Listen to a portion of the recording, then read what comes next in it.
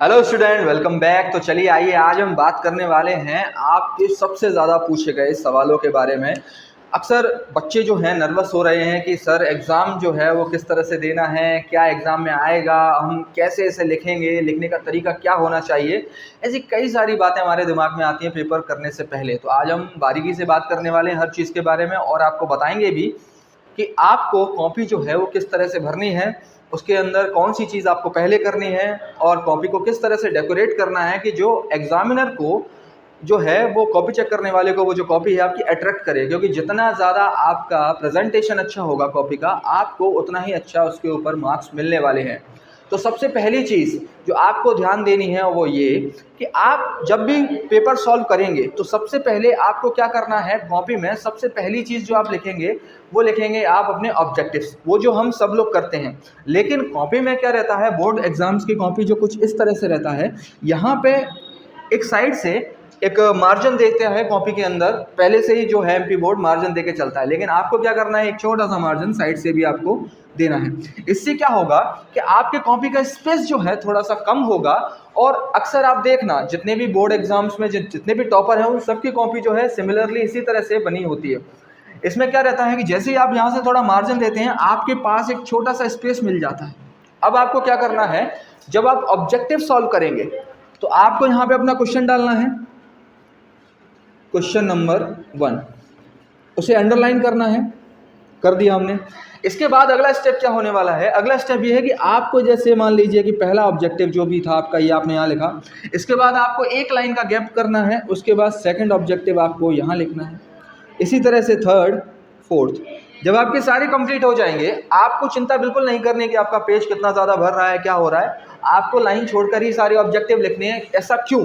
जिससे कि आपके ऑब्जेक्टिव ज़्यादा क्लियरली एग्जामिनर को समझ में आए, क्योंकि एक ऑब्जेक्टिव सीधा आपको 1 नंबर देता है। तो बिल्कुल सफाई से लिखना है, बिल्कुल घबराना नहीं है।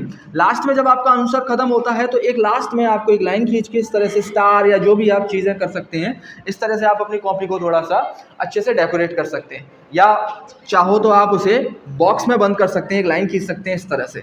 इसके बाद आपका क्वेश्चन नंबर 2 जो है यहाँ से स्टार्ट हो जाएगा।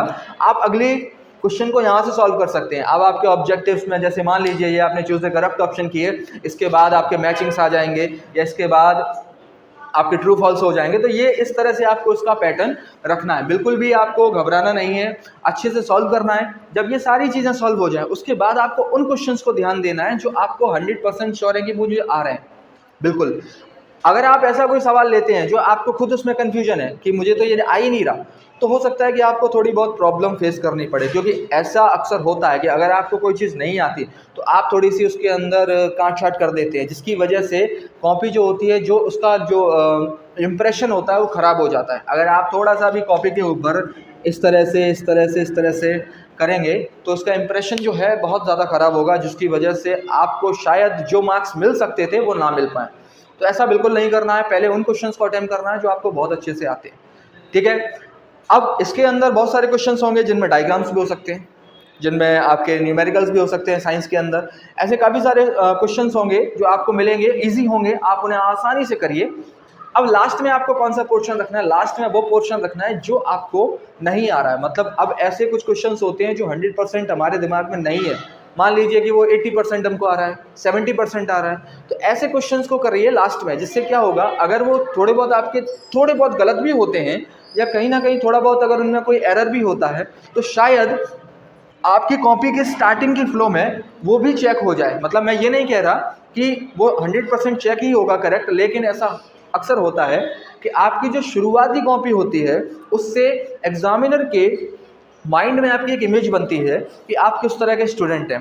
जब आप अपनी कॉपी को स्टार्टिंग में बिल्कुल भी गलतियां ना करके एकदम सही से आपने कॉपी लिखा, तो लास्ट में भी उसके जो दिमाग में आएगा वो ये आएगा कि आपसे आगे भी कोई गलती नहीं हुई होगी। मतलब एक साइकोलॉजी गेम समझिए इसका।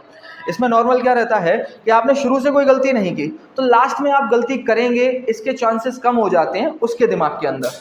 ठीक है, तो आपको फोकस करना है, आपको फोकस करना है कि आप बिल्कुल भी स्टार्टिंग में कोई गलती ना करें। लास्ट की जो कॉपी है आप उसमें, ये नहीं कह रहा कि उसमें जाके गलती करें, पहले तो तैयारी बहुत अच्छी रखें अपनी।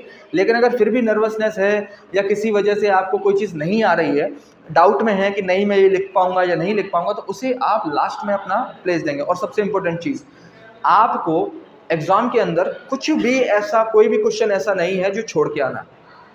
एक एक सवाल, एक एक न्यूमेरिकल, एक एक आंसर, हर चीज़ को अच्छे से लिखना है, सफाई से लिखना है, इतना साफ लिखना है कि सामने वाले को आसानी से वो सारी की सारी चीज़ें दिखाई दें, वो आसानी से उसे समझ सके, जिससे कि आपकी कॉपी जो है एक अच्छा इंप्रेशन छोड़ेगी और अच्छे मार्क्स उसे मिल सकते हैं। तो बाकी इसी तरह की टिप्स के लिए आप बने रहिए हमारे साथ। मिलते हैं हम अपनी अगली वीडियो के अंदर, और इस वीडियो को अपने दोस्तों के साथ शेयर करें जिन्हें लिखने में थोड़ी समस्या होती है और जिन्हें नहीं पता कि एग्ज़ाम में किस तरह से कॉपी को लिखना है। तो मिलते हैं हम अपनी अगली क्लास के अंदर।